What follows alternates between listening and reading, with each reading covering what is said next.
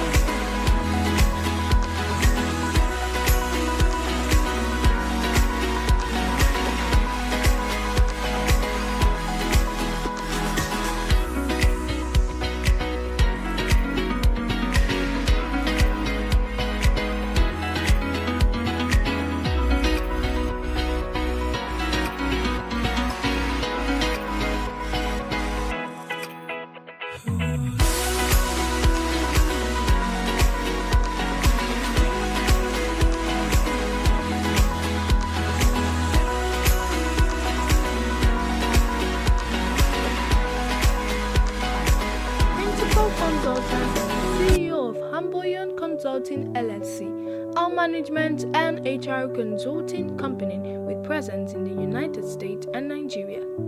A consummate business professional, consultant, investment advisor, author, and life coach. He brings extensive expertise in self development and business management. He's a graduate of the Business School Netherlands. Nige's accolades include winning the national championship of the Global Student Entrepreneur Award in Nigeria in 2015, representing Nigeria and West Africa at the Global Finance in Washington, D.C. Is a Tony Elumelu Foundation Grant Fellow, an Associate Fellow of the Royal Commonwealth Society UK, a Mandela Washington Fellowship semi-finalist and a Barack Obama Yali Fellow. Dr. Oyeniyi was also the youngest professional speaker at the 2015 CEOs Conference at the International Conference Center in Abuja, addressing over 1,000 CEOs sharing the platform with late President Muhammadu Buhari. He was a special delegate at the High Level Sustainability Forum at the World Bank headquarters in Washington, D.C. in December 2022, and a speaker at the DL Young Professional Conference in New York 2019. As a fellow of the Institute of Management Consultants of Nigeria and a certified management consultant, Dr. Oyeniyi has dedicated nearly a decade and a half to nurturing young talent and professionals across diverse sectors, including technology, media, hospitality, energy, and human capital development. Dr. Yeni is the convener of the renowned Ambassador Summit Africa, our annual leadership, career, and business conference that has led successive editions since 2014, reaching over 85 countries worldwide and over 1,000 audience impression number. Its professional work and influence extend globally, having traveled across 3 continents with over 8 business and professional trips to the United States alone. Dr. Oyeniyi is married to Grace, a first-class graduate and senior human resources manager, and they are blessed with 2 children. Praise and prayer. Welcome on board, Dr. Oyeniyi. Good morning. Can we hear me? Yes, sir, we can. Yeah. Thank you very much. Thank you. It's also possible I can control the slides, right? Oh, fantastic. Awesome. Good morning, everyone. It's a pleasure to be here this morning. I must give my profound appreciation to Dr. Abiodun Mustafa for organizing this amazing platform for intellectual and leadership discourses. This is amazing. It shows that, great people beget great ideas. Thank you so much for putting this together. And it's a privilege to be one of your guests for this edition of the program. My name is Dr. Joshua Oyeni. I work at Amborian Consulting as its chief executive. As I stated, we are a management and business consulting organization in Nigeria, and in the US. We're registered in both countries.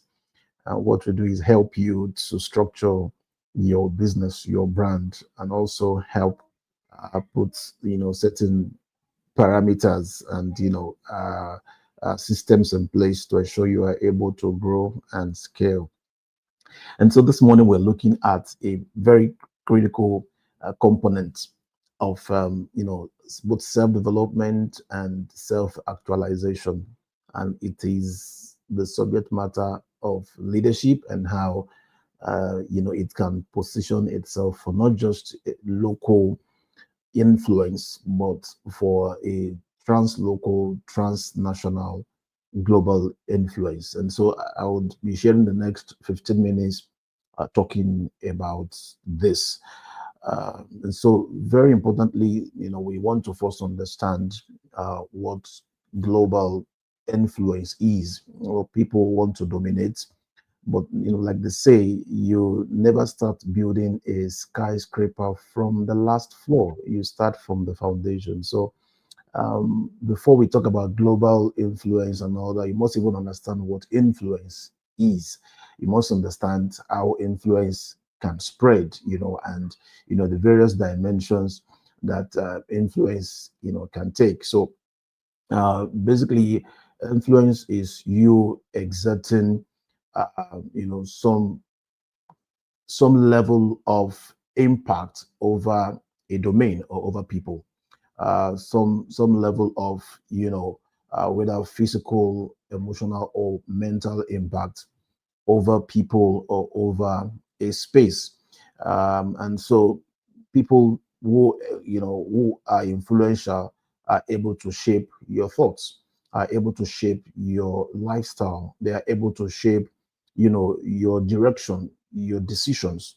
And it's very important that you understand that even somebody as very close as a parent can be an influence, because if they can exert certain pressure, whether positive or otherwise, on how you make certain decisions, they are already an influence. And then, but beyond that, the question is, leaders and then their influence. So again, we'll talk about influence, which is, exerting certain impact over people or spaces or places. And then we'll talk about leadership itself. So what is leadership, and who is a leader? So a leader is somebody who controls, who guides, who leads a certain group of people or a project. So in this case, we're talking about, people leading people. And so a leader could be, the head of a school, a leader could be the head of an organization, a leader could be the head of a country or a nation. So it depends on, what sphere you are playing in. But a leader is somebody who directs the affairs and coordinates a group of people towards achieving a certain goal. And that goal could be, to make them exceptional, to make them stand out, or to make them unique in any form or in any sense that they have set out to be. So a leader's influence is saying this person is able to carry along the people under him, exerting certain influence, certain, pressures or impact on them, to lead them, to steer them, to guide them towards achieving a set goal. That's a leader, and that's a leader's influence. But then we are going just beyond influence, beyond leadership.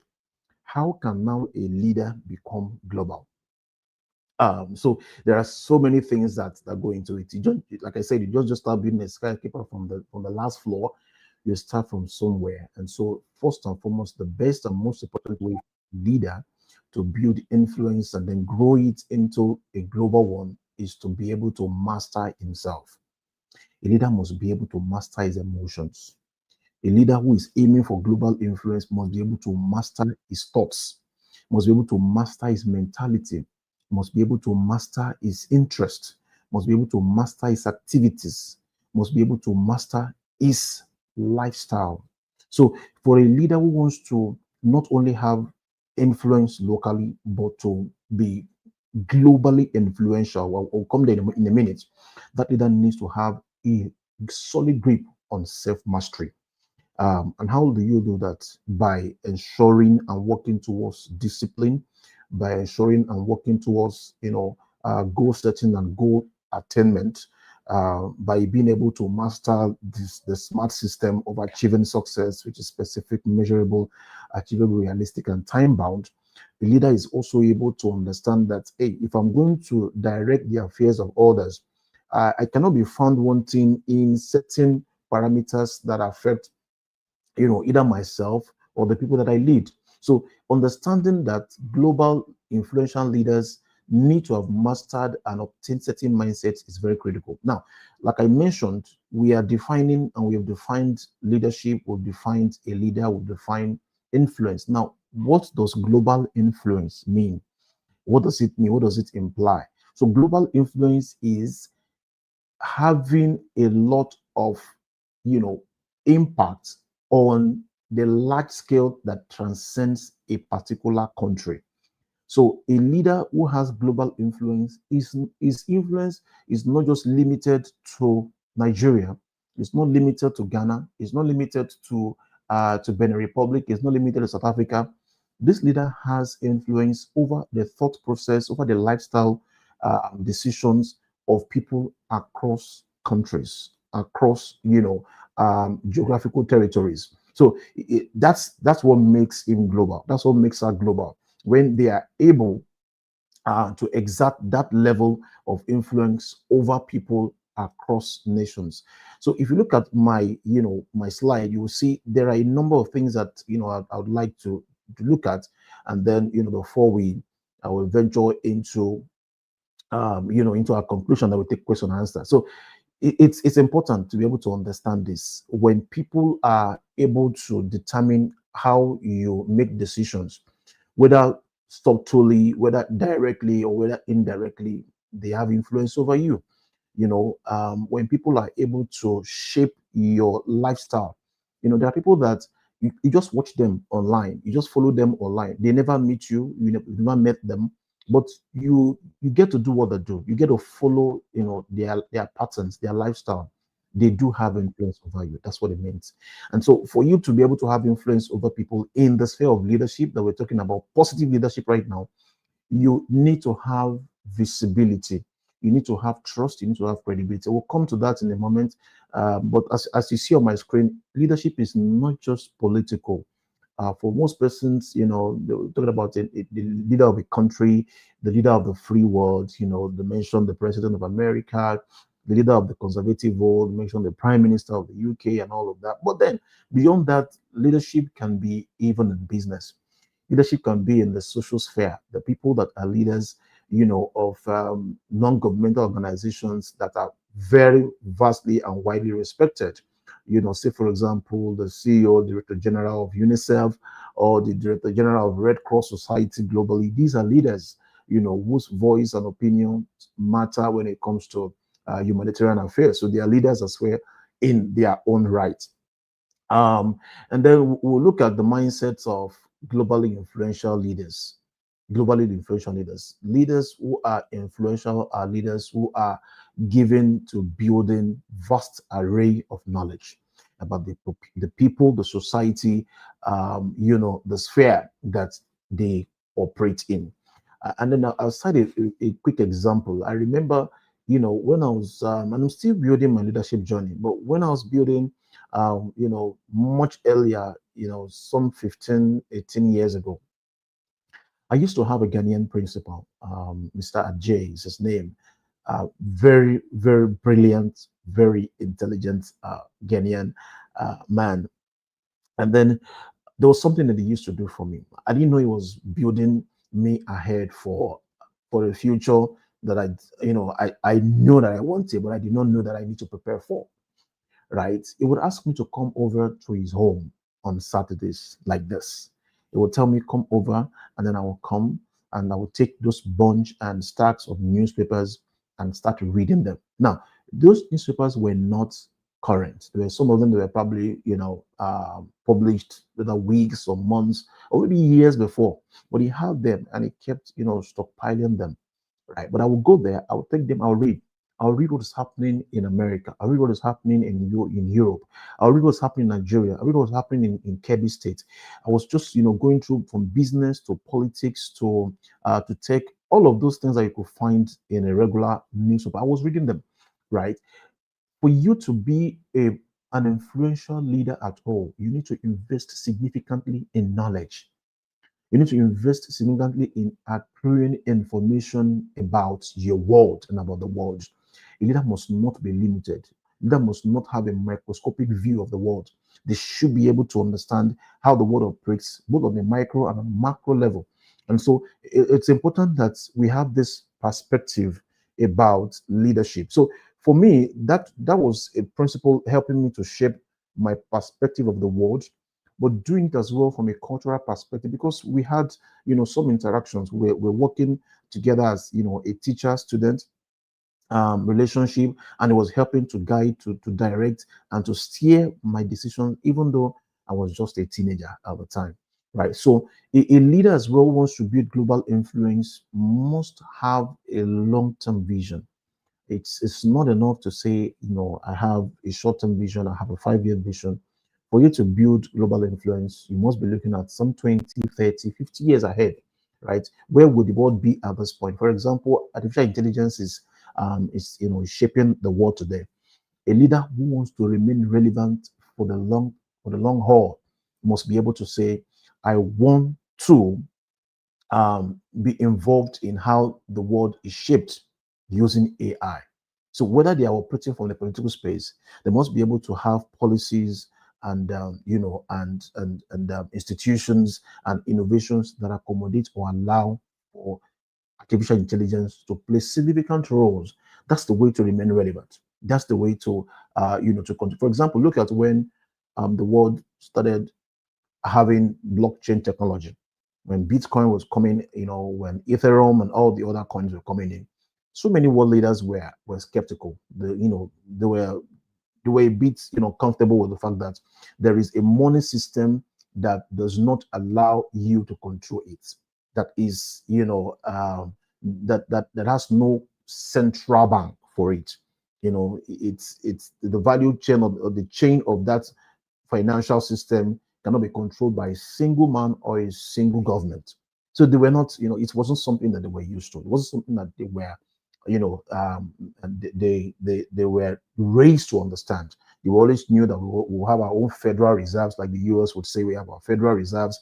Like Nigeria would say we have our central bank, and all the other countries of the world having their central banks and national reserves. Now, that was something that they've been raised to understand. But for you to now become a leader of global influence, you must understand what the world is tilting towards.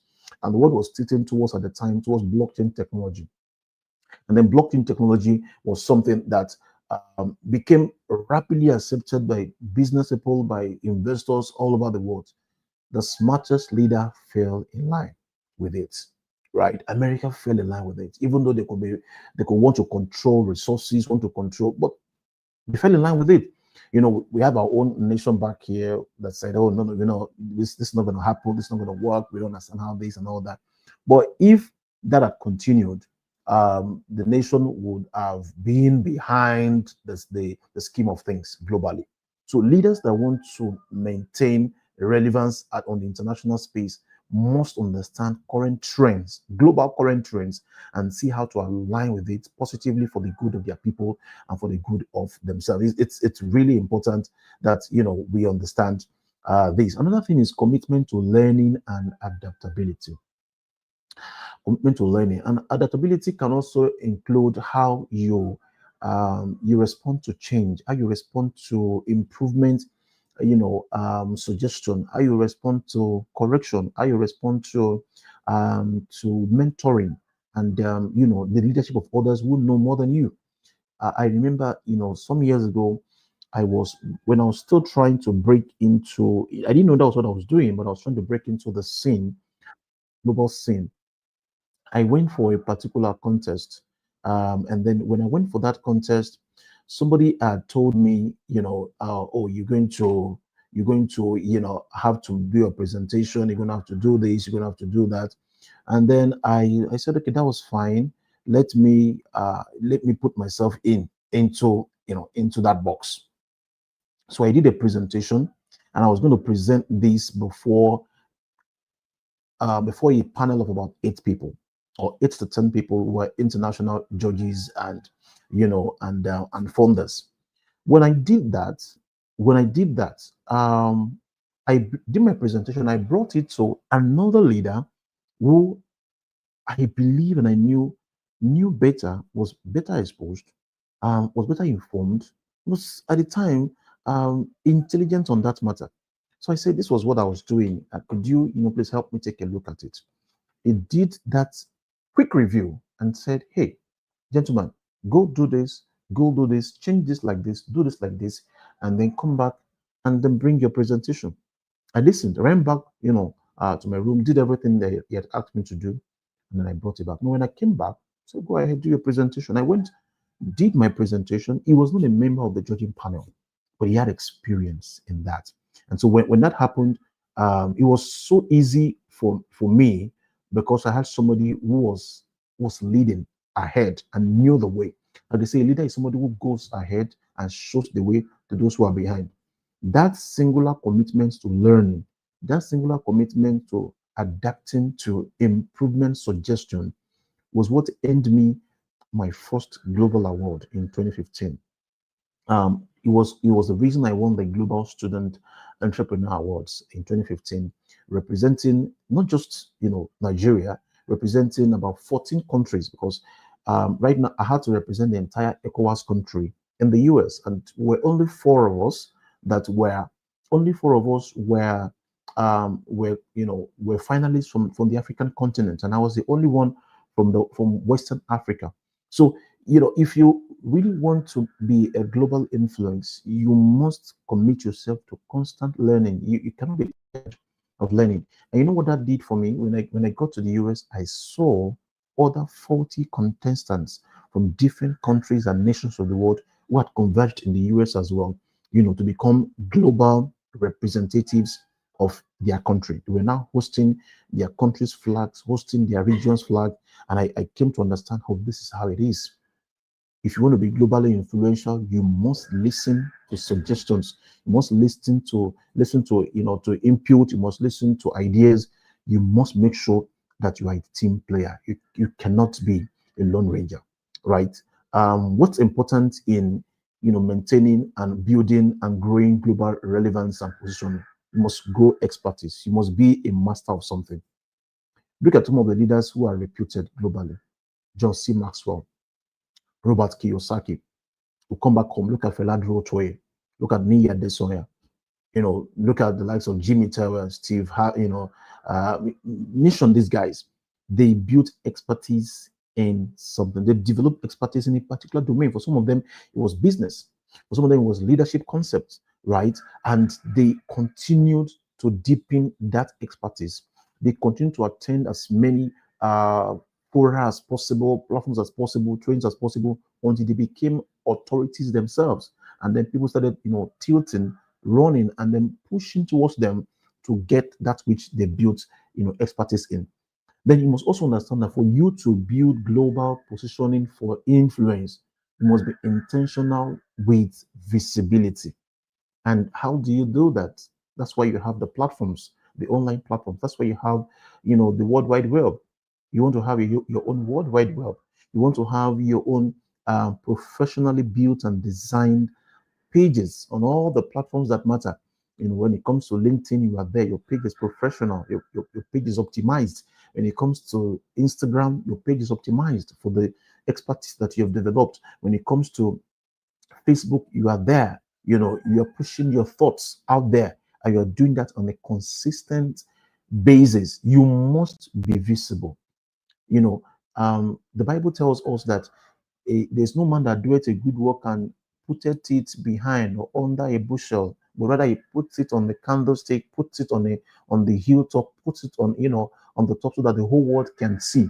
So if you are very good at something and then you're not intentional about building visibility, nobody, nobody will know what you're doing. It's like winking in the dark. There's nobody that will know what you're doing. So you must be intentional of visibility.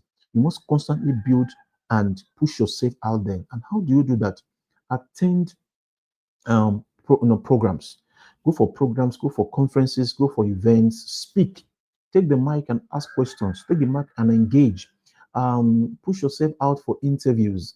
There are so many opportunities for you to be either a commentator, a public analyst, or social analyst on whether radio stations or television stations. Go out there. They're looking for you. They need you. So go out there, voice your opinions, be on those platforms, speak, right? Opt for interviews on newspapers. Put yourself intentionally out there. Use the social media, use Facebook, Instagram, push your brand, push your program, push your event, push your projects out there. That's the way for you to maintain international visibility. I'll cite a very quick example. Many years ago, when I started on this journey of building global influence, I was and I'm still always doing a lot of reportage on Facebook, right? I was always putting my stuff out on Instagram, on Facebook. I had a website. What back in the days when websites was not a thing for so many people, we're using blogspot. So I used to have a blogspot, right? So you do these things intentionally and do it consistently over a period of time to get into the global sphere. And so I was doing that, and then somebody one day reached out to me on Facebook. On Facebook. Facebook Messenger, not not via phone call, not via email, and said, we have been seeing what you've been doing online. We've been seeing all your impact, all your effort, all your projects. We've seen your post. Would you be able to come to speak with us at a conference in the US for young professionals? I was listening. He said, if you are available, we would pay for your return tickets, we will pay for your hotel, and we would also give you honorarium. And it just dawned on me that, oh, people were watching, people are seeing, right? That singular message from somebody on Facebook Messenger took me to the US, took me to the US about 3 times, took me to multiple states, from Washington, D.C. to Maryland, to New York, speaking at various events and conferences because somebody felt and thought, hey, this guy has pushed himself enough. We see what he's doing. We think he has the content. We think he has stuff. Let's engage him. So you want to make sure that you are intentional with your visibility. Now you must also leverage global platforms and institutions. How did I do that? For example, as a young leader going back in the days, I was applying for several international exchange programs, from the Young African Leaders Initiative, YALI, to the Mandela Washington Fellowship. For some of those fellowships and programs, I applied as many as 4 times. And that means you could only apply once in a year. So I would apply again, maybe this year I didn't make it, and then the next year I would apply. And some of these applications would take you significant amount of time, investment of time to apply for some of them. Some of them could take you days to finish filling the forms because you have to tell a lot of stories, you have to give a lot of insights and details about your work. So it was commitment to leveraging those global platforms that also helped. So if you want to really position yourself for global influence and relevance, you must engage these strategies. And beyond that, of course, was the entrepreneurs organization for me, among so many other platforms and fora. Those things really will help you build your strategy. And then you cannot also work alone. No, you cannot work alone. When you're going to be a leader of influence on a global stage, you must have ties and networks and connections and interactions and alliances across board. You must be able to engage with somebody in India and do a project together. You must have that kind of mindset. You must be able to do a project with somebody that's in China, right? So you also must be culturally tolerant. For example, I was in Morocco a few weeks ago for a project for a speaking engagement. When we got there, one of the things we did to engage with the people to be able to build, build rapport in that scene was engaging with their culture. You eat their food. When you eat the food of people that you are a non-native to, they have a sense of welcoming for you. So you must have cross-cultural collaboration and tolerance. You must have cultural diverse mindsets, cultural diversity mindset. You must be able to engage people. I remember when where I was I was privileged to be a delegate at the World Bank Sustainability Forum in Washington D.C. some 3 years ago. One of the things I realized, helped me was that I was able to engage a number of them. Engaging. You must be able to engage via emails. You must be able to engage via social media. You must be able to engage via WhatsApp. You use your WhatsApp professionally as well. Those things are very critical. Because of time, let me quickly head, towards my conclusion. You also must have a strong communication skill. You should be able to speak. So take public speaking very importantly. Take it very importantly. Attend public speaking trainings, right? You can start with YouTube. How do you narrate your story? How do you open up your conversation? How do you have icebreakers? How do you present your point intelligently and clearly enough for your audience to be carried along? How do you tell stories that make your messages sink in to the subconscious of the people? You must be able to learn communication. Communication for global impact is pivotal to building and positioning yourself for global influence. At the same time, like I said earlier, you must know how to use your digital channels. Digital channels include using your social media platforms, using the conventional and non-conventional online platforms for sending your message to the world. Remember that there are so many leaders around the world who have employed these and have become leaders. If you look at the story of Barack Obama, for example, his emergence into becoming one of the world's most loved presidents of America, right? If you look at all of these things, he built competence, even in the age and time when social media was just coming into public use. He and his team employed that significantly, right? He employed, like I said, the power of communication. He is a brilliant communicator, right? You must be able to do that as well. You must be able to carry people along. He did that. He carried a lot of stakeholders along, from the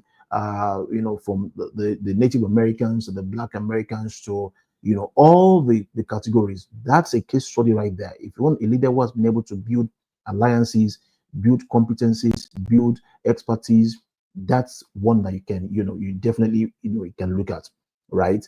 You also want to be able to look at people who have built lasting tech businesses. For example, take the example of Elon Musk. Elon Musk, started his idea many years ago, even while they were still doing PayPal, right? But his goal is, I want to be able to provide value to a large number of people across fair, right? It informed his decision to also purchase and buy the X, formerly Twitter. That's why.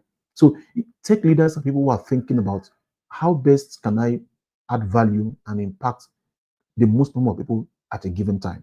How can I do that? How can I do that? How can I, engage with business leaders? How can I engage with policymakers? How can I engage with government stakeholders to be able to be a part of something big, something huge, something great?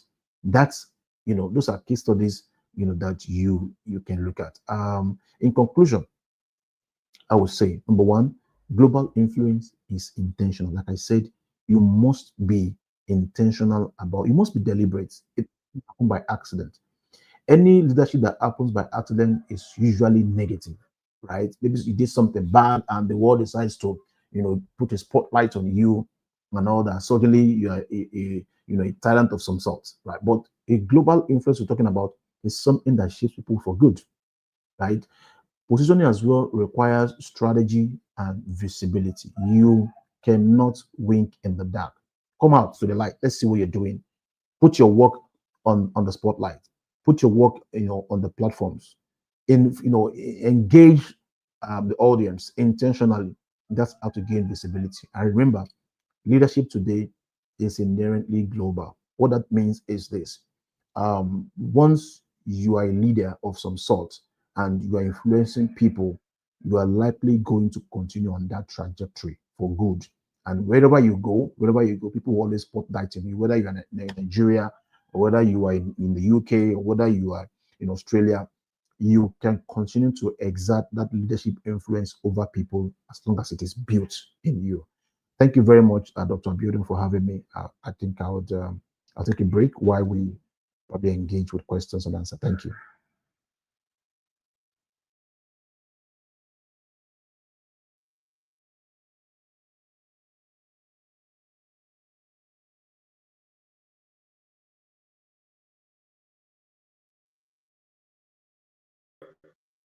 Thank you so much, sir. That was a very, very clear session. Like I wrote and I learned a lot. Starting from the point whereby leaders need to master themselves. I don't know if you can remember. I think this was 2017, one of the ambassador summits, when I traveled down from Abeokuta, attended that summit, and then I just informed you I came from Abeokuta. Like, you came from Abeokuta, wow, wow, welcome, welcome. And then we connected and gave me the opportunity. And in that private meeting at your apartment, one of the things you told me, which I still held on to even up to the point of getting my PhD, was that for every leader, if you really want to go far, one of the things you have to do is to please improve on yourself first. Because many a times we can get so busy saying, I'm passionate about people, I want to help people, I want to impact people, I want to do this, but you are not growing. And what I realized through following that counsel and my learning is that the people who come for you are coming for you because of the level you have grown into right now. And the moment they outgrow you, they look for the leader who is ahead of them. And that's a very powerful lesson I've learned. And this has made me become very deliberate about working on myself. And thank you so much for what you said on platform, cultural intelligence, and also why people need to build expertise in the domain they operate in. Now, I want to ask these questions, which I think would also be in the mind of the audience. Now, firstly, what were the roles that critical observation played? Because many a times there are things you would not learn by hearing them. There are things you would learn by just critically observing. And people who cannot observe, many a times will lose a lot of lessons. So I want to know what were those experiences you had growing up, moving into your leadership journey, and then you were able to observe things that just by getting them improved on the things that you did. Thank you very much. It was, I think, February 12th or 13th, 2011. Must be, yeah, 2011. While I was at the campus, I was returning from an evening service. It was a Monday. And then as I was, as I was about to enter into my hostel at the university, I made an observation. I looked by the side of the board and I saw that there was a new, um, there was a new banner, there was a new poster, not big, but just something very small, right? Something very small, but I knew something was there. So I went close and I saw that a bank, a financial institution, was having a leadership program the following day, following Tuesday. And then I saw that it was First Bank, and First Bank was bringing in an American speaker into Nigeria to speak at the University of Lagos on Tuesday and speak at the University of Ibadan on Wednesday, and then he's back in the US. I said, no, this program, I must be there. The first thing I did was observe that something, had changed in my environment. I pass here, I go back and forth. This is something I need to pay observation. I need to pay attention to. So I saw that. I went. I took note of the information, and I wanted to act on it. I did act on it. So beyond acting on it, I also saw that I shouldn't just have this information to myself. Let me have other people probably, in the following day. And the only person that I could, think of to bring with me to the event the following day was my younger sister. She's the last, in the family. So I told her, hey, please come around. Let's go for this, for this conference together the following day. Now, this event was happening at the main auditorium of the University of Lagos, where we eventually used for the ambassadors meet for 5 years. So when we got there, this place was filled with people. We had about maybe 1,500 people in the hall, because apart from bringing American speaker Dr. Billy Jolie, who was at the time one of the first 5 speakers in the world, who was voted by Toastmasters International, over 175,000 members, as one of the best speakers in the world. He was a radio host. He was hosting a radio show on Sirius SM in the US that was being listened to by over 23 million people around the world. So he was a big, big shot. He's a big, big shot in the United States. So I said I was going there because of this man. Now others were coming there because of other things. Now for some of them, they were coming there because First Bank was also bringing in Davido. Now I'm not saying the video is not the reason you should come to an event, but hey, this is an event for young people on campus, right? For me, I felt the reason I wanted to go and listen, go to this event was because we are bringing somebody who was coming to talk to undergraduate about building the future that they wanted. So I went there, I sat and I was listening to this man. When the time came in for questions, that my sister that I brought him prodded me to say, go ask your question. So I looked at this man, I observed this man when he was speaking. He did not talk about anything mentoring program or project or anything. Does he have something like that for those, so some of us who are, desirous of following his footsteps or learning from him? I observed he didn't mention that during the call, but he kept saying there's somebody here who is going to be, who's going to go on to build the success of their lives. It was just, giving us those kind of vibes. So I went upstage. I asked him a question, and then I asked him a question on mentorship. Oh, he asked me two questions in return. He said, number one, are you? He said, do you want to be successful? I said, yes. So, do you want to be rich? I said, yes. He said, this is what I'm going to do. I am going to give you my card. So he dipped hand in his pocket, brought out his business card, placed it himself in my chest pocket, and said, from today, you're my first Nigerian protege, my first Nigerian mentee, my first mentee in Africa. That was how I went on to becoming the first mentee of Dr. Willie Jolie in Nigeria. He said, when I get back to the US, call me. Call me. I want to mentor you to success. I took that card with so much excitement and delight. I was going back to my seat. As soon as I sat down on my seat, a young lady came from behind to the side, my side. I've never met her before, and till today I've not met her again. I only met her that once. And she whispered to my ears, "Will you marry me?"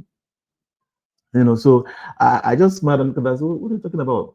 Marriage for what? But then it dawned on me that, hey, an American man just gave you his card. So maybe you probably be going to the US in no distant time.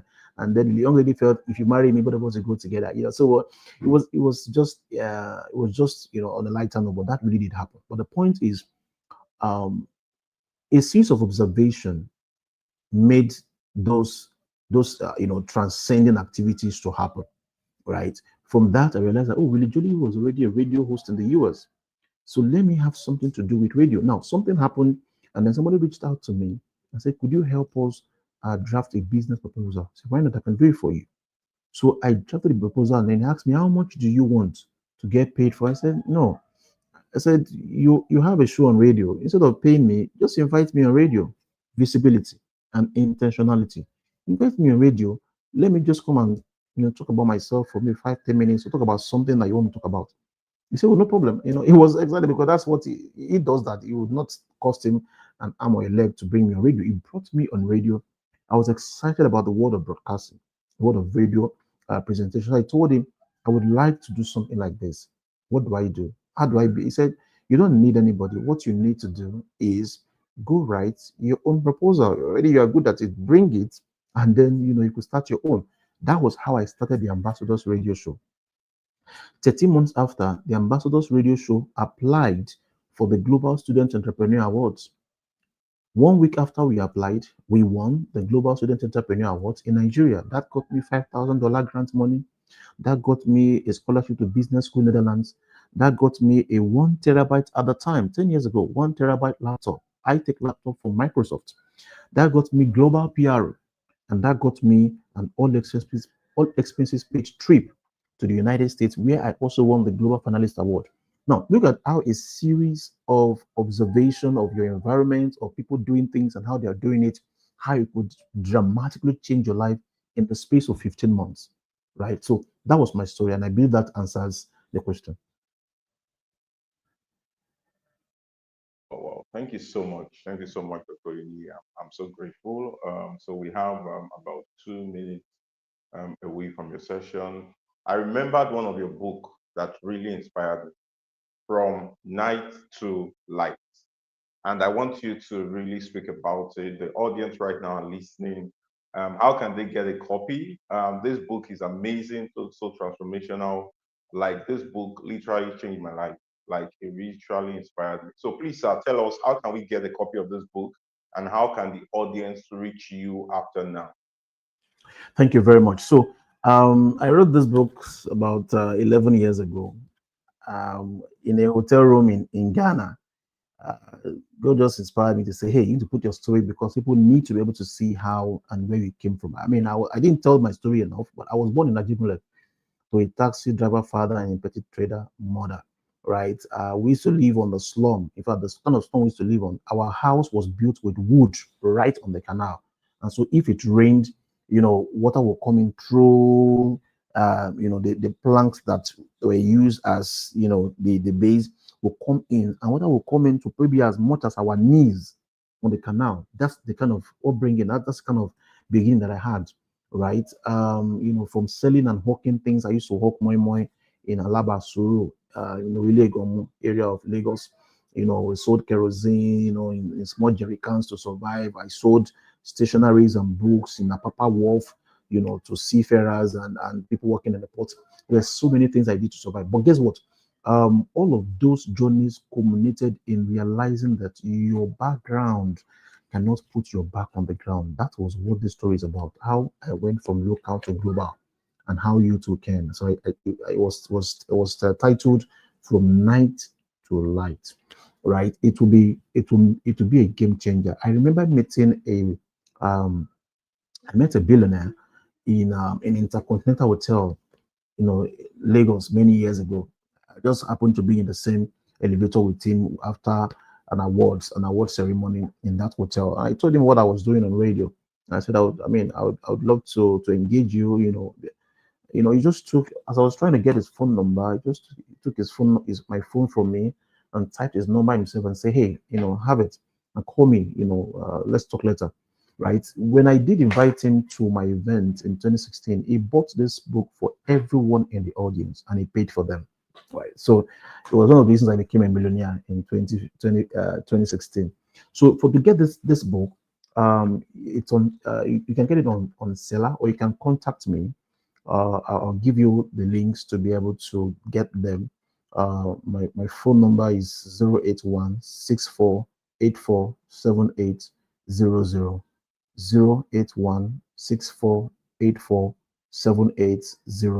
This book is going to really Please, make you see call it how. call it again. Call it again so that I can Yeah, just yes, display. 0808164847800 You can send me a WhatsApp message, preferably, and tell me you want to get a copy of this book. I will just drop the link for you to get it, and then you get it shipped to you. Right. I remember taking, copies of this book with me to the US, and those guys said, "Hey, you're not going to leave here with any of the copies that you brought." Right? And a US Customs and Border Protection officer once saw this book with me, while they were trying to confirm whether I was traveling to the US on a legit purpose or not. And he saw this book and said, hey, can I see that? And I gave it to him and I said, did you write this? Oh, you did. What's it about? And all that. That also left an impression on him to say, hey, this gentleman is going to add value to people in your country. So you can engage me, and then I can share this book with you. From nights to light, how I went from local to global, and how you too can. Thank you. Bon, thank you so much. It's not like I used to say, thank you so much. I'm so grateful. Thank you for the impact you have made in my own life, in the life of many thousands of people across the Thank you. world. And thank you for all you do always. We hope to still have you again on many other platforms. Thank you so Thank much. I you. know we've spoken. Always my For those pleasure. who we've spoken a number of times to say, Prince, we need to do Absolutely. something, sir. We need to do Absolutely. something. And I know there will be that physical platform very soon where we will have you. Thank you so much. I will see Thank you you. later after now. So thank you so much, everyone. That's it from Dr. Joshua Oyeni. So just standing by, we already have Lisa Tusini in the room, and she will be joining us um, very soon. So just relax, just walk around for the next 3, 4 minutes, grab water, and then be back on the show. Please do well to reach out to Prince. That's the number. Dr. Prince Joshua reach out to him. That book is really going to change your life. It's going to change your life. Please get it. I read it from the beginning to the end, and that book is so, so special. So in the next 3 minutes, we'll be having the phenomenal Fazed Uze.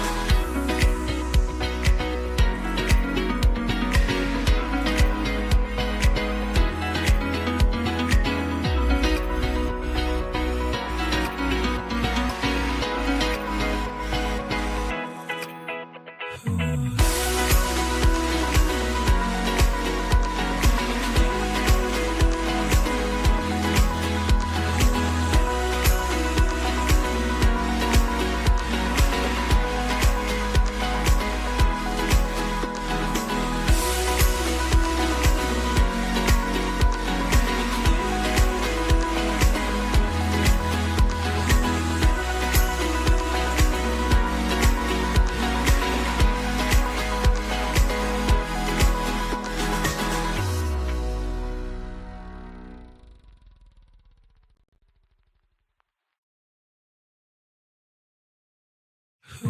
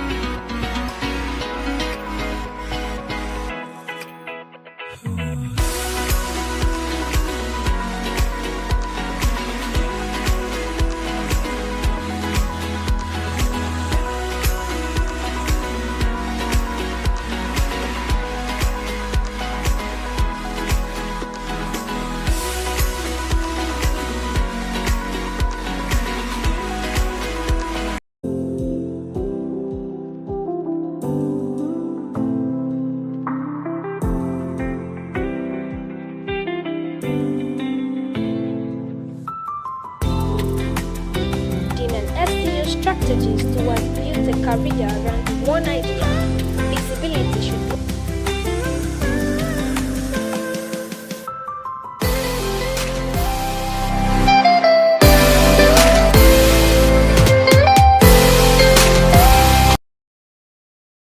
Faizat Hussein is a branding and SEO strategist who has built a career around one idea. Visibility should be earned through clarity. She's the creator of Before the Word Eats, a personal branding and career advancement project for entry-level professionals that began as a book with over 1,000 downloads and 100 plus glowing reviews, and has evolved into a YouTube series helping young professionals grow before the spotlight finds them. Recognized among the top 93 branding specialists worldwide on LinkedIn, Faizad currently works as an SEO manager for an international company based in Spain, helping brands grow their online presence through strategy, content, and search visibility. Her work has reached millions, inspiring professionals to show up with confidence and helping creators and companies turn ideas into credibility. A graduate of the Federal University of Technology, Akure, Faizat is an advocate for career development and digital visibility with a community of over 33,000 professionals who follow her work. She represents a new generation of African voices, shaping how we talk about work, purpose, and personal growth. Welcome on board, Faizat Uzen.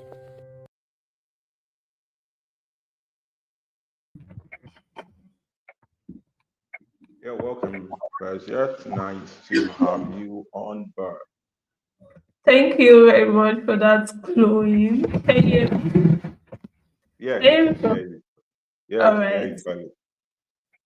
All right. Thank you very much. And thank you for the opportunity to speak today. I really appreciate it.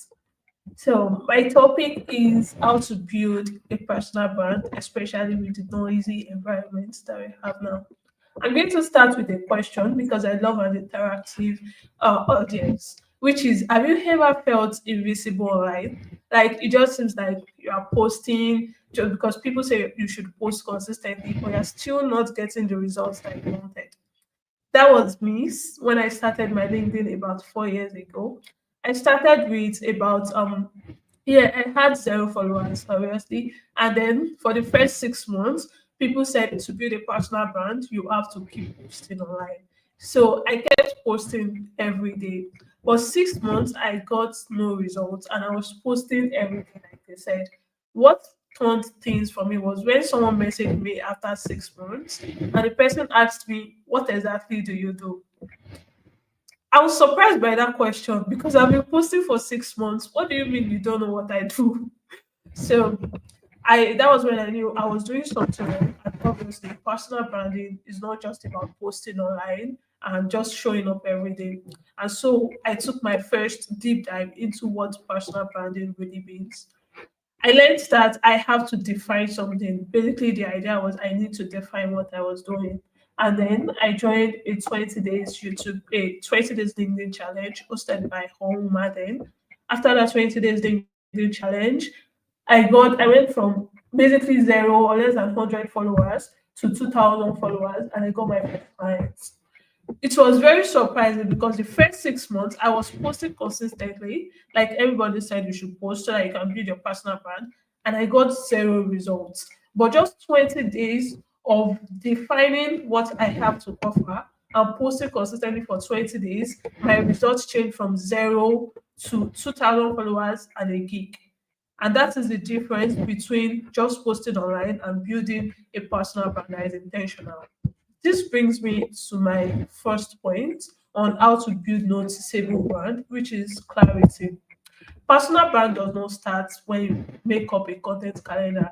It starts the moment you decide this is what I have to offer to the world, and this is the service, and these are the steps that I want to take. I have few things I jot down here that I'm going to share with you today on how to build noticeable brand in a noisy industry. And this is regardless of whether you are into tech or you are just into digital marketing or you are even doing traditional works like tailoring, carpentry. No matter the service that you are offering, you can build a noticeable personal brand that can take you from local stage to international stage.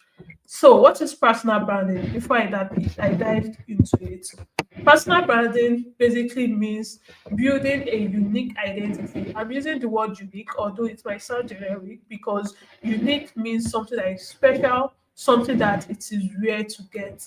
And for a personal brand to be a personal brand, it needs that uniqueness about you. It is called personal for a reason, and for it to have that global you noticeable brand, for it to be personal, it needs your uniqueness. So today, what are the things that makes up a personal brand, and how can I, even though I know it, how can I implement it to give me a noticeable brand that will attract opportunities? Because definitely, if you are building something for a reason. You are either looking for a job, you are looking to build your career, or you are looking for investors that can invest in your startup or any of that.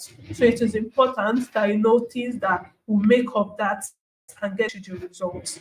At the end of the day, everybody wants results. The first one is clarity, divine clarity on what you want to do. If there's one thing I stand by, it is that every brand online should be based on clarity. Why? We cannot deny that the industry is noisy. Social media is noisy. There are people posting wins, even lifestyle they can't afford just because they want to get that fame, just because they want to become popular. I'm using the word popular because that is not a personal brand. And so because of that, because we have over millions of people on social media, you need to bring out something that will make people remember you, because they are consuming a lot of content every day, scrolling through TikTok and seeing a lot of posts. What is that thing that is going to make them stop and come to you? It is clarity on what you have to offer. Someone can repeat the same message over and over again without getting a specific result that they want. Why? Because they're not exactly clear. People talk a lot about consistency, and we forget that consistency is of two things. One, how often you show up, and second one, how often you repeat the message you are showing up with. Now you can show up every day, posting random things like I did for my first 6 months on LinkedIn, or you can show up for just 20 days, repeating the same message over and over again and experience significant growth from where you started to where you are headed to. You might not get your full results, but at least you have the assurance that you are not at zero where you started from. And that is why it is important to be clear on what you have to offer. How are you clear on what you have to offer? How do you get clear on what you have to offer? You can make use of the SMART strategy that people use, that is, be specific.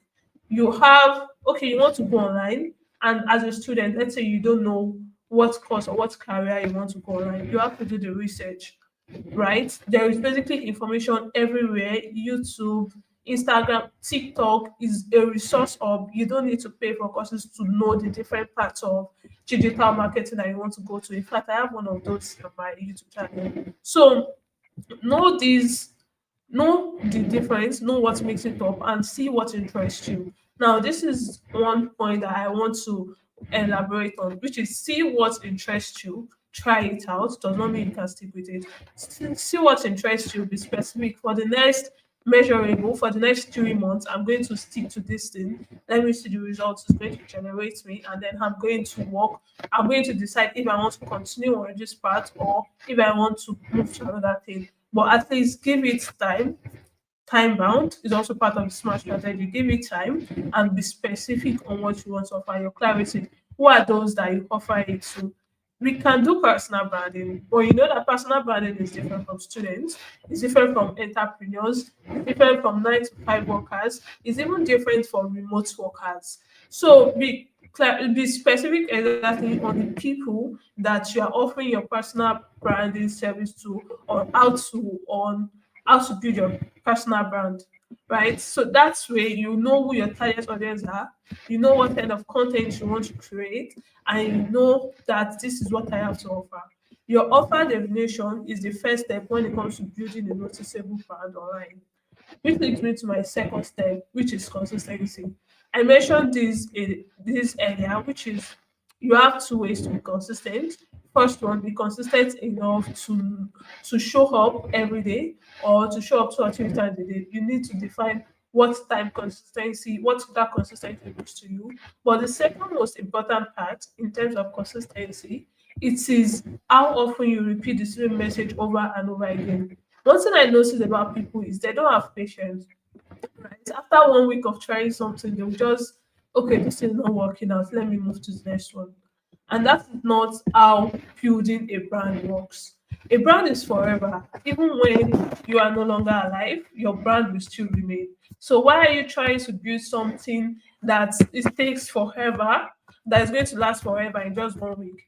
People say Rome was not built in a day, but you know that bricks was laid every single day, especially when you're building to Rome. So if you are building something that is going to last forever, you have to lay the brick every single day, even when the weather is not favorable for you. Building a personal brand requires the consistency to show up, right? Even inside rain, inside when you are building room in rain, sunlight, no matter the weather condition, they still show up to make sure that okay, this thing is protected and is I'm still working towards building it in the long term. But you giving up 1 week after showing up for just 1 week, that is not building a brand. That is basically you just trying things out. And it is okay to try things out, but for you to get results, everything that matters in life requires patience and requires building. You want to build a noticeable brand, you need to be willing to repeat the message over and over again. Whether you have 100 followers, whether you have two, whether you even have like 3,000 views on your TikTok videos, keep showing up. Consistency beats the work. And I'm going to give an illustration again, which is the stock market. The stock market experience ups and down. The stock market experience red market and green market. And you know that people, when they talk about investing, they talk about compound interest a lot. They said the longer you wait, the longer you keep it in the market, the higher you grow. That is why they advise people to start investing at the age of 20, and if possible, just start as early as you can. Now, when you think about the compound interest, we might basically just start with 100,000 naira, and before you know it, your money is 1 million naira. But it takes time. It takes time, and those results, it is not going to wake up. If you invest in ETF, it's not going to wake up 100,000 naira and go to 1 million naira in the same day. It takes time. You're going to see 100, you're going to see 150, 200 until they start compounding to 1 million. And that is how personal branding works. You want to get to 10,000 followers on that platform you are building, you have to start with the 0 followers that you have. And then you have to show up until you get to 100, until you get to 200, until you get to 500. Before you now get to the 10,000, the numbers will keep growing. But the only thing that keeps growing with the numbers is your consistency. And one thing I also noticed, when in terms of you showing up every day, you being consistent about something, it is that your self-confidence, apart from the numbers, your self-confidence, your belief in yourself, everything grows as you continue to grow. And growth is going to happen, especially if you put in the work and you have clarity on what you have to offer. The third point here is that your uniqueness matters. I know you have people you listen to online, you have people that you follow, you have people that inspire you, but at the end of the day, if you are only following their footsteps without putting in your own uniqueness, you are just a duplicate of them. For a personal brand, for you to build a noticeable brand, you need to be willing to do something different. You need to be willing to take a step that is exactly different from their path. Yes, you might follow their strategy for some while, but for you to move away, for you to build noticeable brand, remember the point here is noticeable brand. You can build a brand that is just similar to anybody else. You can, if you're in the US and you're making money online through TikTok, you can just continue posting like everybody else. But for a brand to be noticeable, for you to be identified that okay, this person is special, she is different from other people. You need to infuse something that makes you different. That is your story, your personality, your storytelling, where you started from. When I started on LinkedIn, I basically just tell them I am not here to gain followers, and I'm not here to just, post, make money online. That was my goal when I started, but it's changed because I started LinkedIn as a 300 level student of FUTA. It was during COVID, and I was tired of just asking my mom for money for data. It was very stressful for me. So I decided I'm going to go online and start building and start making money. I was making money, but there was just this feeling that something is missing in my life. Something is missing from my personal brand. Yes, I was getting clients, but I feel like I was not fulfilled enough. I was not making the kind of result I expect to make. People know me, but they consider me as a LinkedIn creator. And that was one thing that I was very specific about because I didn't want to become a LinkedIn influencer. I don't want that title of, oh, she's a LinkedIn influencer. I want to have something that is unique, creator of Before the World Eats, someone that works with branding, someone that works with strategy. I did not want to label as just another LinkedIn influencer or just another social media influencer because I know I am meant to do more. And if you want to build something more noticeable brand, you need to be willing to walk away from all the paths that people have created for you or have labeled as okay, you want to become this thing, you just go straight to the point, you become famous and you become an influencer. If you want something different from that, if you want something of value, something that you want it to be specific to you, you need to be able to infuse your uniqueness. My story is an example of one thing. And when I tell people I did not get a phone till I entered uni in 100 level, which was I was 15 years old when I got a phone, I had no idea what social media is, what social media marketing is. And 3 years later, I started on LinkedIn. And from that, 3 years later, that was 18 years old, and now I'm part of uni. I'm working international gig, and even on my way to become work optional at the age of 35. And most especially, I am building something that matters to me, which is helping students and recent graduates like myself navigating the career life before the world eats, before the world, make them build them with these expectations and beliefs and everything. That is a part I want to work. And I tell them I'm going to make myself. I know I don't come from generational wealth. I don't come from, my parents are not really educated in that sense, but I'm going to build myself to the point that I'm going to be the generational wealth maker for the family. I'm going to do that. And if I want to do that, I know that I cannot just settle for what everybody else is doing. If that is your story, you want to make something for yourself, you want to make something that people are going to remember in like next year, the next generations are going to look up to you, hear your name and be like, oh, this person impacted my life one way or the other. You are not going to settle for the norms, the normal strategy of post online, stay consistent, make more money, negotiate salaries. That is not what you are going to do. You have to find something that makes you special and show it to the world. And let me tell you, the longer you delay that thing, the farther away from your goal that you will be. So find that thing that makes you special. Find that thing that differentiates you. Find that thing that you know that you can keep doing for the next 5 years and you don't get bored of, and build and enhance that thing. Because that is what the first thing that will make you noticeable. If it's your fashion sense, if it is the way you speak, if it's the way you write, if it is the way you think, you need to find that thing that's going to make you special. The third point here is that stick to one thing long enough. It is one thing about consistency, but stick to it long enough. I'm going to tell you a story because I've changed like five different careers since I started my journey. And one thing I've noticed about them is it's not that there's no result in this thing. It is that I was not patient enough to stick to one.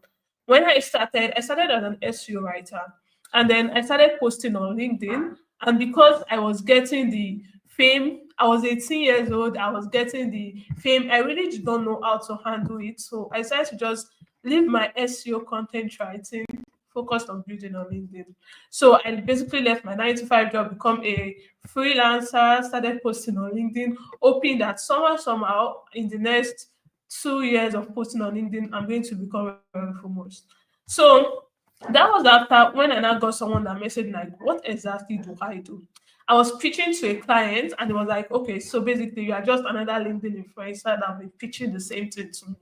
I felt that pain in my heart. Like, what do you mean I'm just like everybody else? And it's made me realize that that is how people see, whether you like it or not, you have a personal brand.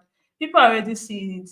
You leaving your SEO job to just become posting randomly online, you had no career path, you have no you left your career path basically just to become a LinkedIn influencer. Not only is it going to affect your reputation, it's going to affect your finances, your bills, how are you going to pay them, and all of that. After that, I decided, okay, maybe I don't want to do LinkedIn influencer again. I want to go into LinkedIn page management. So I went into LinkedIn page management, and it still was the same result because obviously we still have to continue pitching to clients. Not everybody you I had like, was it 5,000 or 10,000 followers then? I had like 10,000 followers then, and I was pitching to them that I'm going to make their page blow up and everything. Yeah, I was able to sign a few contracts, but then it was not sustainable for me.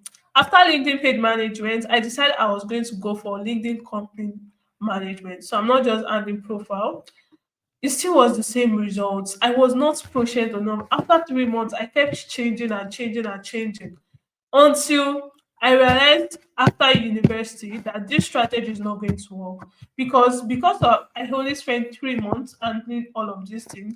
I did not have enough experience. I did not gain enough experience to know what it's like to be in the field of someone else. All this was why I was building my personal brand, and that is something that I am glad I stuck to, even though I did not. I was job hopping and finding different career paths.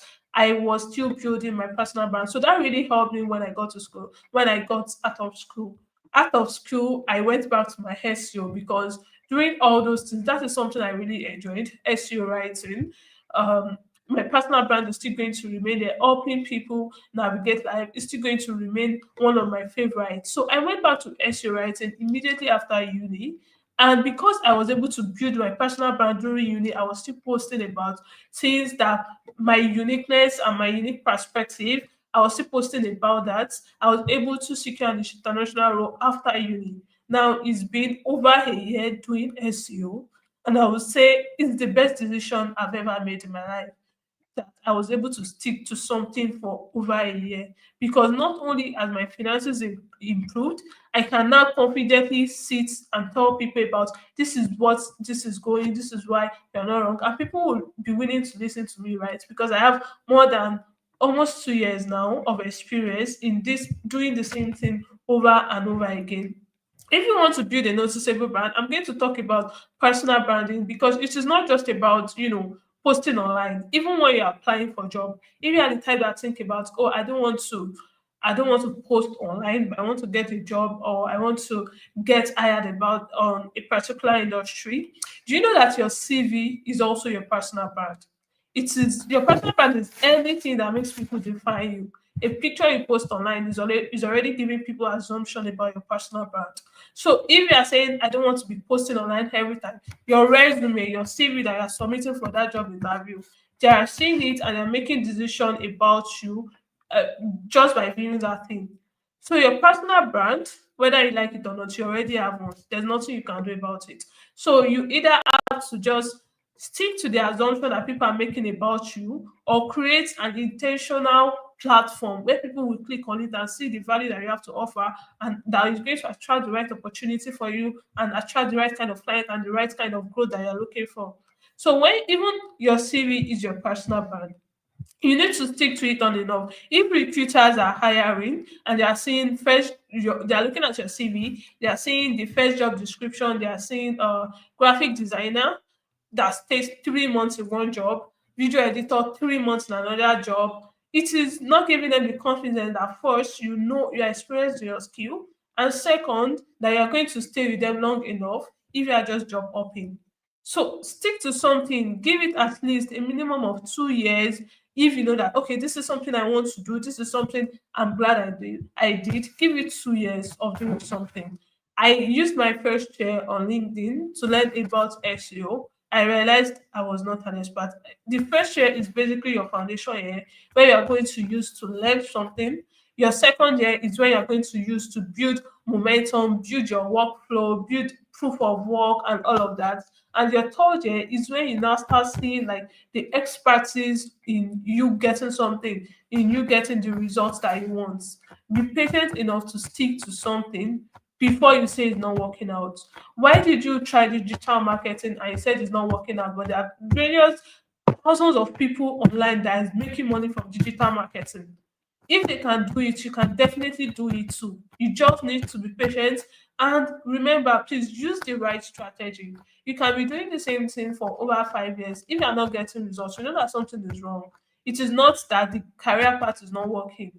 It is probably the strategy that you are using that is not working. Or going back to my first point, are you clear on what you are offering? These are very important when it comes to building a noticeable brand. Let me recap what I've said so far. The first one, define clarity on what you want to do. Find clarity, pick a particular skill set that you want, learn it, pick and define who your target audience are, what you offer, how you offer your service. You can just write this down in a Google Doc and you'll be ready to go. The second one is that you need to be consistent. Consistently show up and consistently repeat the same message over and over again until you are remembered for this particular service. The third one is that your uniqueness matters. While you have people you are looking up to, the only thing that's going to differentiate you, that is going to make your light shine, it is if you are actually sharing something that is unique about you. That is the way you get remembered. The first one is that you need to stick to one thing long enough for you to gain expertise, for you to gain experience in this thing, and for you to see results. Because everything requires consistency and patience. Now, the fifth point I'm going to share with you right now is that you need to start now. You stop waiting for the perfect equipment, stop waiting for I want to get a certificate before I start posting online. What does certificate have to do with you posting online? Basically nothing. As long as you have your phone, as long as you have a pen, you can write, you can see you are good to go. You have I started LinkedIn with an Infinix phone. That Infinix phone, the battery does not last. It was 64 gig RAM. Just imagine how much it's going to hang until I was able to get a used iPhone XR, and then I was able to upgrade my phone later on. I started my PC with a 60K laptop. I started working on my PC with a 60K laptop. That 60K laptop does the battery does not have last 2 hours. It later turned to a desktop. I had to get an external keyboard because the keyboard was not working again until I was able to change it to around a 200K laptop. That 200K laptop lasts only 1 year because until I was able to upgrade to a Mac.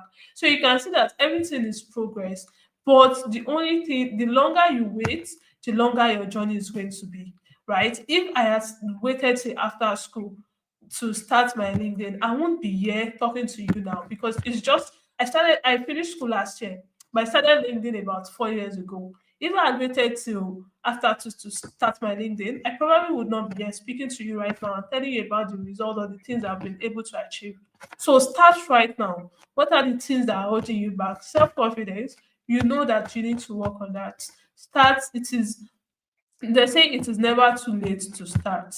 But you know what is even better? You starting early. So whether you're in school or wherever you are working 9 to 5 and you are not able to, show up every day, It doesn't matter. Start now. Define what the consistency means to you. Whether it's showing up once a week. I have a client that she posts one. I post one is a week for her, and she's now at 3,000 followers on LinkedIn. So start wherever you are. Once a week, twice a week, even 3 times a month. Post it because I post on YouTube sometimes 2 or 3 times a month, and I'm still getting results. An example is that I recently caused 5,500 views on YouTube right now. And I started about 3 months ago with zero views. And it's just like if you check my previous videos starting, you are going to see that the background was noisy, the camera was shaky, and all of that. I didn't even have a phone stand when I started recording on YouTube. Right now, I'm getting progress. I got a mic for YouTube, a podcast mic. And you can see that as you grow, you start getting the things you want. You start getting more visibility that you want. There's also a popular quote I like, which is you don't grow wealth. You become a millionaire by investing in the stock market. You don't invest when you become a millionaire. The only way for you, if you are a millionaire or if you want to be a millionaire, you have to invest in something. Your brand, invest in the stock market, your business, you invest to become a millionaire. It's not when it comes to a millionaire that you're now going to start investing. It doesn't work that way. There is a stage for everything. And one thing I love is that there is someone watching you at every stage in your career growth that is either inspiring you or that they're being inspired by you or that you are learning from. There's always people in every stage of your life. So interact with them, engage with them, make sure that when you are building you remember them and they support you, you also support one another because the journey to building a noticeable brand is long. Even right now I am also still building. Branding is forever, so at every stage you are right now, find someone that is around you, find someone that is that inspires you, find someone that you can grow with, and just work with them. If you don't have to reach out to them, mere watching their YouTube videos, TikTok videos can inspire you to also show up for yourself. So the last point I'm going to leave you with is that you need to be delusional enough to get it. There's a favorite quote of mine, which is Delulu is the Solulu.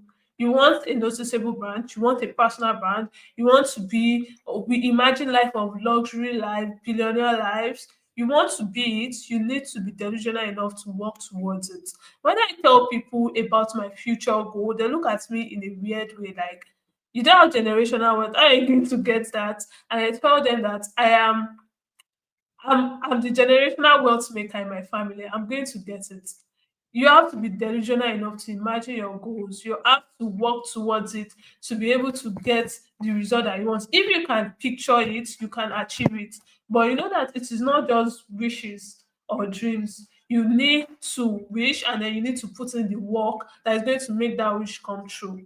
So if you are listening to me right now, I hope at the end of the day, you are not afraid to make changes. At the end of the day, there might be time that you will pivot from your career path. Okay, you want to start on LinkedIn. 3 years ago, I won't imagine starting on YouTube. I would just imagine, oh, maybe I'm going to blow up on LinkedIn and I'm going to start working. But at the end of the day, YouTube is there and I'm building on YouTube. Do not be afraid to make changes. If you see like you're working this part and you want to try something new, do not be afraid to take that step. At the end of the day, fear is only pulling you back, and eventually you are going to get to where you are. So you need to believe in yourself. You need to be delusional enough to walk the path and put in the work. And I hope you gain something from this. Thank you for having me. Thank you so much. Thank you so much, Fraser. That was really, really amazing. That was really phenomenal. Thank you for sharing from the depth of your heart. And that was a great one. Maybe one or two questions, which I think the audience will also have in their mind. Mhm. Looking back and trying to reflect on the journey that blew you up and made you really experience and see the kind of result that you have today. What was that breakthrough moment? What was that breakthrough moment? What was that time you saw that made your growth become like exponential. There was a time it was zero, there was a time it moved to 100, there was a time it moved to 150, there was a time it moved to 500. Like, what was that breakthrough moment that you realized that, yes, this was it, and I got it? And what did you do during that breakthrough point that made your growth become really consistent? Okay. So I would say this might sound somehow, but for my home growth, one lesson I learned during that period is that you have to lose something to gain something. When I was in school, I was working a job, and that job was actually really, it was the healthiest startup environment I've ever been to. It was, they cared for their employee, but I just felt like something was missing, right? It was a low paying job, and I felt like if I continue this for the rest of my life, I am not going to get to where I want to be. Because as a child, I've always been a reader since I was a kid. So when I read about successful people in the book, and I keep checking myself, why can't I be like them? So I was at this job. I stayed there for over 1 year. I stayed there for 1.5 years actually. The first year, it felt like okay, this is going. But waking up, doing that thing every day, and I was feeling unfulfilled because I felt like I should be more than this. There's always that feeling when you notice that something is missing in your life. And so I stayed there for the next 6 months. After staying there for the next 6 months, it was not the kind of feeling I was experiencing. And I knew that I cannot continue this after school. School is finishing. I'm the firstborn, first daughter. And my mom told me that after school you're on your own. You have to figure your life out. So I just knew that this is not the path for me.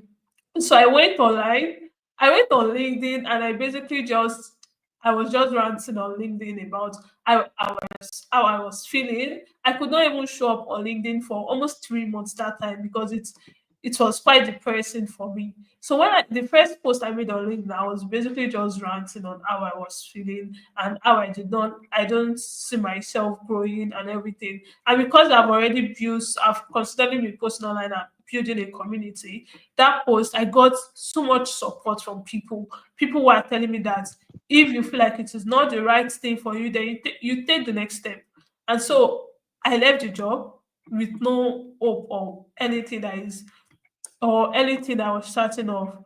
But I read a book, The Art of Laziness, and the book told me, or I was reading the book and I learned that if you keep staying where you are unfulfilled, there is always this down feeling that wherever you are heading towards, you are missing out on where you are heading towards. And so you need to find your way. You need to find something that makes you happy, that you know that you can spend the next 10 years doing this thing. And I remembered when I started on LinkedIn, which was basically starting as an SEO writer, and I enjoyed SEO. So I started that. I also got a message from my friend. One of my friends in school committed suicide. It was a very painful part for me because 2 weeks ago, both of us were just talking about how it is hard, how we don't know what we want to do. And I woke up to the news of him committing suicide. I never knew it was that deep. I I fell into depression basically, and it felt like how many of these people are experiencing the same thing? How many of people that do I know, students and recent graduates, they are scared of the unknown, they don't know what they're going to do after school. How many people doing the same, are feeling the same way, but they cannot speak out because there is this condemnation about how you feel talking about your feelings in Nigeria. There's always this way people look at you when you talk about feeling depressed or you needing therapy, or they just try to shrug it off like everybody's feeling that way. How many of these students are going to go into the world right now and they will not be able to define where they are? So it was a turning point for me when I decided that okay, I started when I was in school. Lucky for me, I have idea of what I'm going to do after school because I had started in school. But what about those that have not started? And so I made a post about before the world eats that I'm going to write an 100-page ebook to help students. And that post went as far as I could imagine. It was over 10,000 people that I saw that that saw that post. I got over 1,000 downloads when the post was released. I made it free. Actually, I made it free because I wanted to reach as much students as possible. I would say that was the turning point for me. Creating before the world eats was basically me trying to help others, but it turned out to be a purpose that I know that this is something that I can do for the rest of my life. This is something that I want to do to help recent graduates, entry levels, people that have no idea what they are doing. So I'll say that was a turning point for me. Wow, phenomenal. Thank you so much for that. So many a Mm. times there is this point where the purpose leads to your visibility Yeah. breakthrough, just because you are able to discover things happening around you and being able to do it. So that's a lesson to Mm. everyone who have listened to Faisal right now, that while you're thinking that where do I start, look at the problems going on around you and be willing to tell a story and offer value and share it to the people who are around you. Now, there's something I've been consistent since from the point your profile was read, the point you were speaking about each session. You kept mentioning one thing: before the world eats. I want you to tell us about that book. And I know right now you're turning it into a series on YouTube. But for people who are willing to get that book right now, maybe somebody is just at that point you mentioned and they just need to read this. They have to get this. I know I downloaded a copy when I was checking up on you on your website. I just need to share, how can people get that book and what is the story behind that book? Why should an undergraduate student, a fresh graduate right now, or somebody who is an early career individual, why should they read that book? And just tell us how they can get the book. Also, how can we connect to you? I know a lot of people right now is, oh, I love this. Please, maybe somebody said, I want you to mentor me. I want you to teach me this. So how can they reach you? And then your concluding words.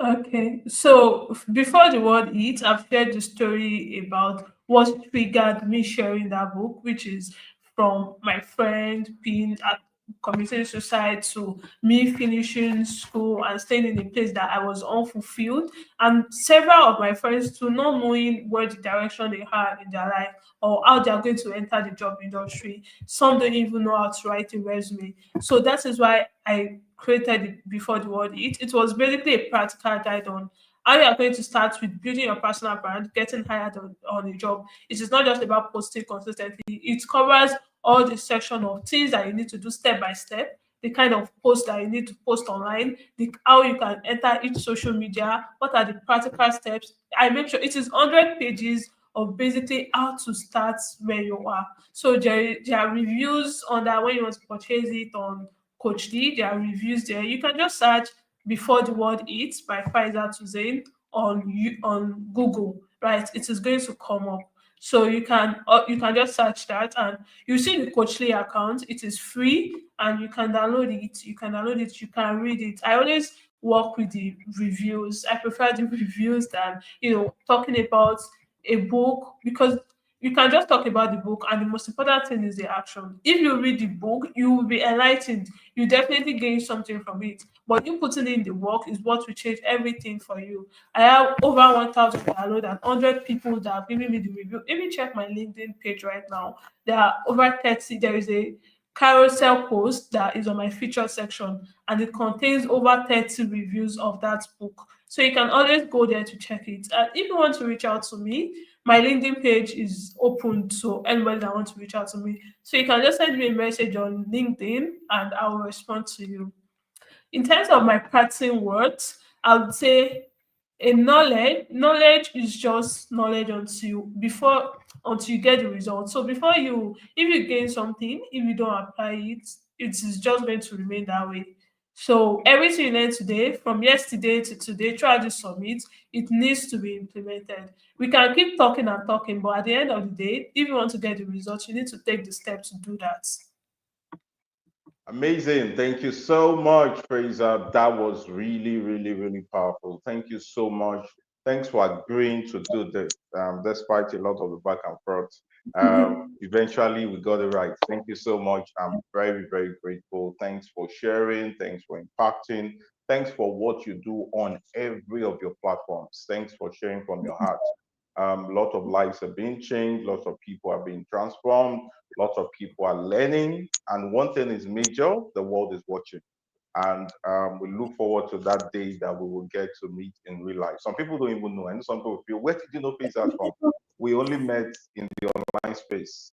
Or maybe Yeah. someday we'll meet in the real world. Thank you so much. I'm really, really grateful. But we'll see at the back end. I will reach out to you after now. Thank Okay. you, everyone. That was it.